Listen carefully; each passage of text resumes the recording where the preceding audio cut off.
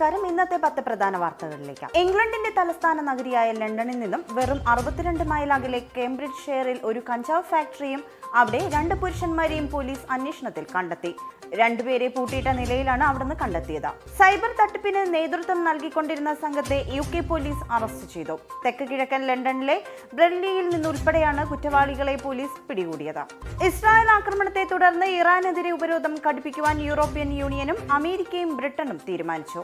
April 13-ന് ഇസ്രായേലിന് നേരെ നടത്തിയ ആക്രമണത്തിന് ഉപയോഗിച്ച ഡ്രോണുകൾക്ക് എഞ്ചിൻ നിർമ്മിച്ച 16 വ്യക്തികൾക്കും 3 സ്ഥാപനങ്ങൾക്കും എതിരെയാണ് അമേരിക്കൻ ഉപരോധം. ലോകത്തെ ഏറ്റവും വലിയ ഉപഭോക്തൃ ഉൽപ്പന്ന ബ്രാൻഡായ നെസ്ലയുടെ നവജാത ശിശുക്കൾക്കായി പുറത്തിറക്കുന്ന പാൽ ഉൽപ്പന്നങ്ങളിൽ പഞ്ചസാരയുടെ അളവ് കൂടുതലെന്ന് കണ്ടെത്തൽ.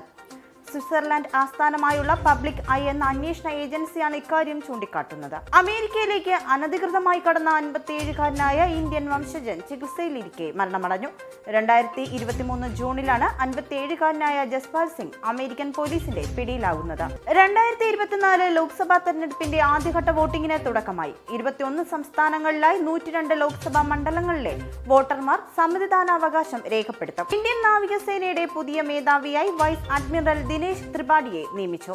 ഈ മാസം 30-നാണ് നാവികസേന മേധാവിയായി ത്രിപാഠി ഔദ്യോഗികമായി അധികാരമേൽക്കുന്നത്. പൂരങ്ങളുടെ പൂരമായ തൃശൂർ പൂരം ഇന്ന്. സംസ്ഥാനത്തിന്റെ നാനാഭാഗങ്ങളിൽ നിന്നും 10,000-കണക്കിന് ആളുകളാണ് പൂരാവേശത്തിൽ പങ്കുചേരുവാൻ നഗരത്തിലേക്ക് എത്തിയിരിക്കുന്നത്. കപ്പൽ പിടിച്ചെടുത്ത ഇറാൻ നാവിക കമാൻഡോകൾ ജീവനക്കാരോട് മാന്യമായാണ് പെരുമാറിയത് എന്ന് മോചിതയായ ഡെക്ക് കേഡറ്റ് ആൻഡ്രസ ജോസഫ്. കപ്പൽ പിടിച്ചെടുത്ത വേളയിൽ ഭയം ഉണ്ടായിരുന്നുവെന്നും എന്നാൽ അവരുടെ പെരുമാറ്റത്തിൽ നിന്നും ഭയം മാറിയെന്നും ആൻ പറഞ്ഞു.